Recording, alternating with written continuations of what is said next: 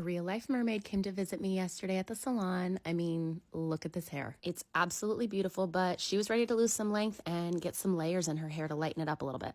I'm going to take you through the entire hair cutting portion of this, so it'll be a little bit more of a longer video than normal. So I guess if you don't want to see all this, then fast forward or skip it. You know, you do you.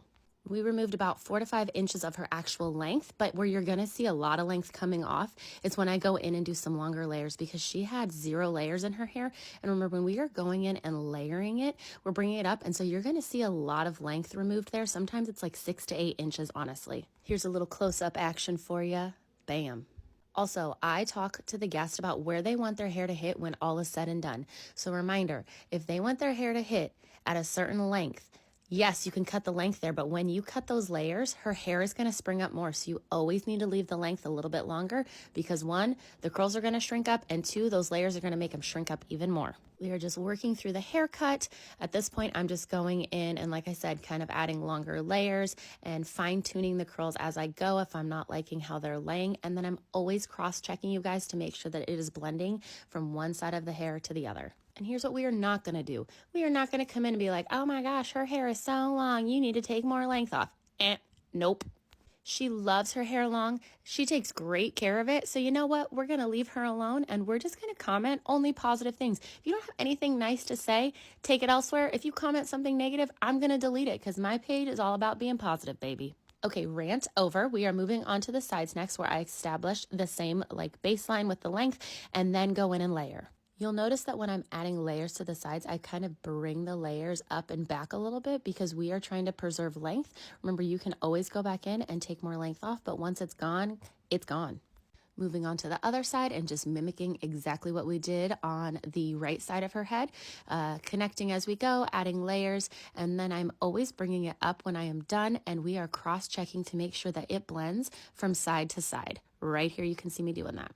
Gather that top section up where her part lives and just double checking. Then we move on to the front. She wanted a little bit of shorter pieces to kind of have some fun little whimsical pieces around her face. So we decided below the chin would be perfect. Once the guide is cut for the little bang area, I like to go down and just blend them into the sides so we don't have like a big drop, like it's bangs and then length. No, we need to blend those in. So again, just working side to side. Remember this part, I am going to fine tune even more at the end because those curls in the front love to kind of spring up and do some crazy things sometimes. So just giving them a nice little base to start, and then we will fine tune once she is completely styled out. And then if you've been watching my videos for a while, you know that I am a big fan of going in and cross-checking the haircut. I take larger sections from different parts of the head and just bring them together and make sure that everything is blending from one side to the next. And that's what helps to create a seamless blend. So if she ever did want to wear her hair straight, it would look pretty good, guys. Here's after the cut. It's time to style. First things first, went in with the Malibu Undugu and did a great scrub. We were not getting an awesome lather, so that's telling me she had a little bit of buildup. So we went in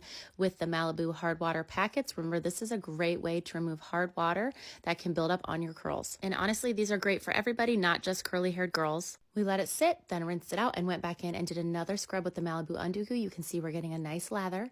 Rinsed that out and then went in with the Color Awakening Hair Bath by Intersense to do our final scrub. Her curls were squeaky clean, which is exactly what we want. And then I went in with the Color Radiance Conditioner by Intersense and used my wet brush to do a really nice detangle on her hair. Once her hair was nice and detangled and we worked the conditioner in, we rinsed it completely out, then went over to my station and wet the sections down with a ton of water, you guys.